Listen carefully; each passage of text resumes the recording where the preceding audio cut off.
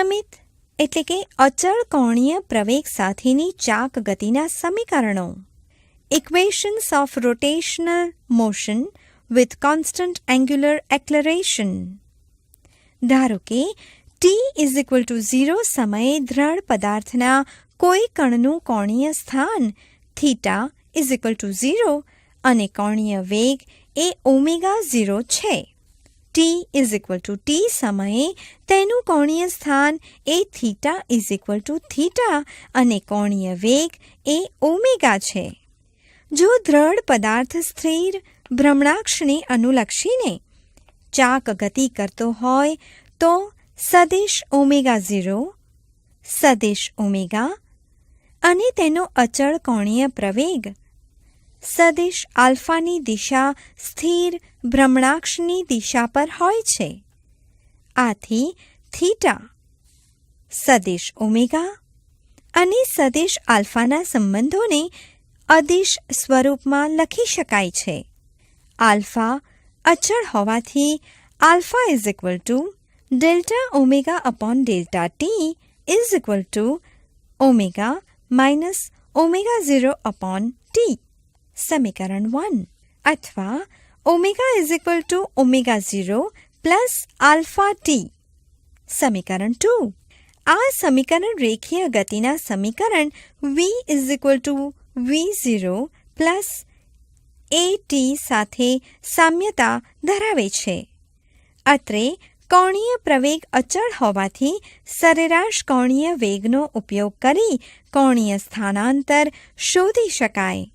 માટે કોણીય સ્થાનાંતર θ સરેરાશ કોણીય વેગ ઇન્ટુ ટી. માટે θ ω પ્લસ ω0 અપોન 2 ઇન્ટુ ટી. સમીકરણ 3. આ સમીકરણ રેખીય ગતિના સમીકરણ x=v plus v0 upon 2 into T સાથે સામ્યતા ધરાવે છે. સમીકરણ 2 માંથી ઓમેગાનું મૂલ્ય સમીકરણ 3 માં મૂકતા θ=ω0 plus alpha T plus ω0 upon 2 into T.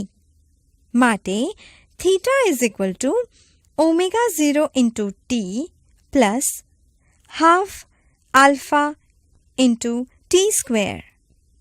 સમીકરણ 5. આ સમીકરણ રેખીય ગતિના સમીકરણ x=v0 into T plus half alpha into T square સાથે સામ્યતા ધરાવે છે. સમીકરણ 1 માંથી ટીનું મૂલ્ય સમીકરણ 3 માં મૂકતા θ=ω plus ω0 upon 2 into ω -ω0 upon alpha. માટે 2 આલ્ફા θ ω² માઇનસ ω0 સ્ક્વેર. સમીકરણ 6. આ સમીકરણ રેખીય ગતિના સમીકરણ 2αx v² માઇનસ v0² સાથે સામ્યતા ધરાવે છે.